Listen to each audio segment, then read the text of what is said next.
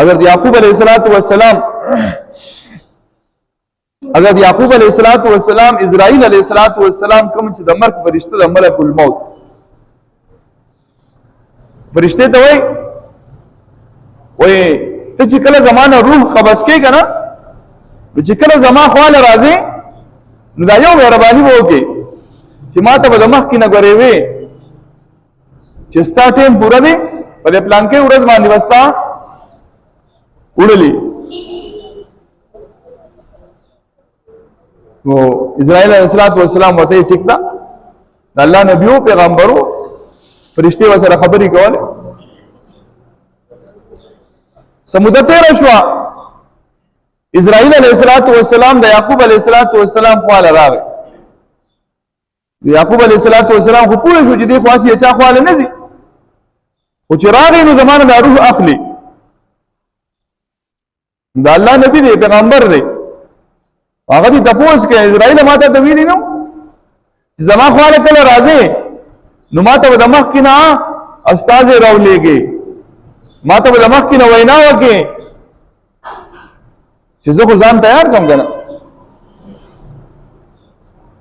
اسرائیل علیہ السلام ورته ما خدا سي کړو وې څنګه دې کړو مال خو څوک نه راغلي وې ولې نه راغلي ودا یوسو استازي خو موږ هر چاته لیکو اول نمبر د مرګ استاد ادا د مرګ پیغام راوړون کې ادا تعالی را خبرداري کوون کې ادا چې د انسان په دې یختو کې د سپین راشي د انسان په یختو کې د سپین راشي نو دا د دې خبري استاد دی تا ته خبرداري درکې چې ځان غوړې تیار کا سټه هم مرګ راتلی شي نو دا استاد یې مرا لګل نو پکار دا چې تا ته پته لګی نه کنه چې زما اوس د مرګ وخت کم دی هغه قریب دی نور استاد یې صحیح ته چې د نور ته ګوره او دا نور د دومره لوی مخلوق باوجود چې دا څومره رڼا ورګي او څومره الله رب العزت یو طاقتور مخلوق پیدا کړی دی او دا نور سحر راوخیږي روان شي او مازیګر چې کله دا ډوبېږي نو دا ډوبېدل د دې خبرې دلیل نه چې که څومره هم طاقتور نو ته به ګورې زوال به درله راځي ته به زایل کېږي ختمېږي وا نو تا دې نور ته نه کته ستا د وجود دا نظام دا ستا استازی دی د مرګ تا دې خپل نظر ته نه کته نظر دې اول ټیک و تیز و एकदम به نظر کمزورتیا شروع کړه او سيزونه به بیا پری پری ښکارېدا نو دا د مرګ استازی نو ستا د املا چې راټیټه شوه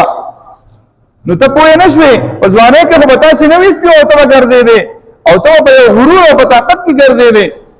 او نن ستا د املا راټیټه شوه نو د املا دا راټیټېدل دا استازی نه دی چې تا ته پته ولګي زما د مرګ وخت قریب دی ستا د وجود د اندامونه کمزوري شو د وجود د اندامونه کمزوري کېدل د دې خبرې دلیل نه دی چې تا مرګ ته نږدې ستا جبه باوله ډېره چلېده لیکن اوس ستا جبه کې خبره کې خطا کېږي نو دا د مرګ دلیل نه دی چې ته مرګ ته نږدې ستا هغه یاران دوستان ستا هغه تعلقدار ستا پلار او نکاح هغه چرته لاړه ستا د مخې د هغو جنازې اوچتې نه شوې ستا د مخې هغوی په تخته باندې ونه لمبولې شوه د هغو جنازه اوچته نه شوه او د هغوی لپاره اعلان ونه شو